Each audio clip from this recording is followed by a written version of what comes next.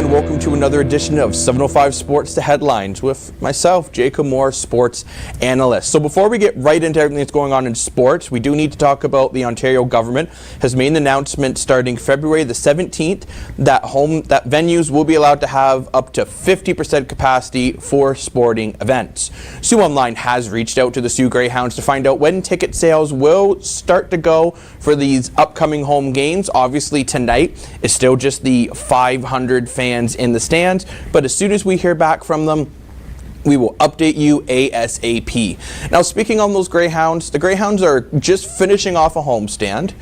So far, it's been okay. I mean, they lost their first game in the homestand, but you really couldn't fault them. The goaltending was just outstanding, where Goudreau made 45 saves for the shutout. The second game, still some issues on defense here and there, but overall, they got to be pretty happy with, that's actually supposed to be a 5-3 win, not a loss, so good for the Greyhounds to get that win. And then their third and final game of this mini homestand is tonight versus the Flint Firebirds. This is a very important game for the Greyhounds, as the Flint Firebirds are first in the West, while the Sioux Greyhounds are second. We have another graphic that's going to come up on your screen where the keys to victory in this game, which they sound simple, but they're super important. So start and finish on time. Like, start on time and finish strong is so important for the Sioux Greyhound team. The Greyhounds are a type of team that they seem to not always start right when the puck drops, and then when they get a lead in the third period, they tend to fall off a little bit or fall asleep at the wheel, as I like to say. So they need to make sure they play this full 60 minutes. Team defense and goaltending. You can't have one without the other. Hockey fans have a tendency to blame the goaltender every time it's a high-scoring game against them, where the team defense needs to be better. So we need the combination of the two. And last, but certainly not least, power play. Got to make an impact. Flint Firebirds do have a very good penalty kill, but the Sioux Greyhounds power play is the best in the OHL, and it's been the best for most of the season. So the Greyhounds definitely want to get this win. The puck drop is tonight at 7:07 at the GFL. So hopefully they can get that win. Let's move off the Greyhounds now and head into the NHL. The Calgary Flames made a big trade to pick up Tyler Toffoli. So Tyler Toffoli bounced between the Backlund line and the Dubé line. So what Toffoli adds to this team, he adds some depth in the scoring. He also used to play with Daryl Sutter back in the Los Angeles King days. So I think this is a smart move for Calgary. Montreal's got to be happy as well, because they were able to pick up quite a bit for Toffoli, getting a couple draft picks and some prospects, which is exactly what they wanted. And what Tyler Toffoli adds to Calgary, as you can see here, he is a power forward. He's the type of guy that's got good hands. He can go to the net and make nice plays. But what also he can do, which is awesome, he has a really wicked shot. So you got to remember, even though Tyler Toffoli's having a bit of an off year this year, I mean, who isn't in Montreal realistically? The year before, he was up there towards the Rocket Richard race. So he is definitely adding that scoring ability that Calgary does need. He played this first game with against Columbus, where Calgary completely wiped the floor of Columbus. So that's good news bears for the Calgary Flames. Now let's head over to the Montreal Canadiens, which not been good news bears at all. It's been sad bears. Sad panda. So let's talk about the Montreal Canadiens and Carey Price.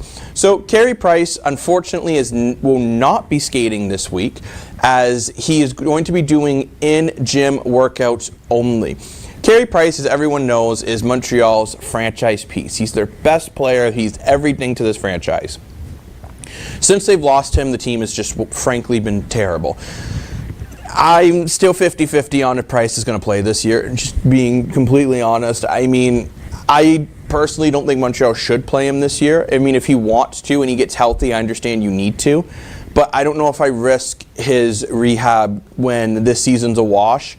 Maybe see what Montreal can do with what they have. See if adding Andrew Hamburglar is going to make a difference for this team. See if maybe he can step in for the goaltending. But as of right now, Price is not skating yet again, which is definitely concerning for Montreal, But again, I really don't think playing Carey Price this season makes a lot of sense. I know he makes this team better. I know Montreal can win a lot more games with him. It's just something that I wouldn't do to risk an injury in a season that is over. But speaking of seasons that are not over, let's move over to the Las Vegas Golden Knights. And Jack Eichel is getting back on the ice finally. So Jack Eichel was a whole bunch of issues with Buffalo. He needed this surgery. The Buffalo Sabres wouldn't give him the surgery. Then they wouldn't trade him. Then they said, no, you need to just go through rehab. Finally, he gets traded to the Vegas Golden Knights. He gets the surgery he needs in Vegas, and he will be playing tonight, which this will be the first game he's played since March 7th, 2021. So almost a year since we've seen Jack Eichel hit the ice. So it's great to see that he's going to be back. He's going to be adding, hopefully, some much-needed depth scoring for the Vegas Golden Knights. However, Mark Stone is out. That's how they're currently affording him on the cap. They're using that good old injury reserve that the Tampa Bay Lightning are most known for to stack their team in the playoffs. But for now, Jack Eichel's in. Let's see what he can do. Hopefully he can get back to that form that he was playing before his neck injury, and fingers crossed, especially for Vegas, as they are really looking to add more secondary scoring, because it is something they need. But now let's move off the Vegas Golden Knights and head to the Toronto Maple Leafs. So the Toronto Maple Leafs are looking to trade Nick Ritchie.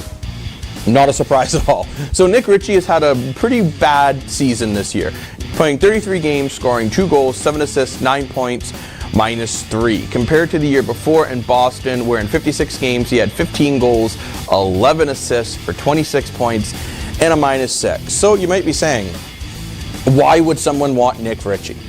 Nick Ritchie is still a power style forward who can fight. He adds grit. He adds some playoff experience. I think Toronto was definitely making the right decision by wanting to trade him, because he is $2.5 million on that salary cap, which they could clear that to maybe go for Ben Chirot, which has been confirmed by Elliot Friedman that the Leafs are in the race for him. But Nick Ritchie just hasn't worked. And that's going to happen sometimes. You're going to bring players in, you're going to think they're going to fit the roster, and they just don't. So the Leafs are trying to trade Ritchie.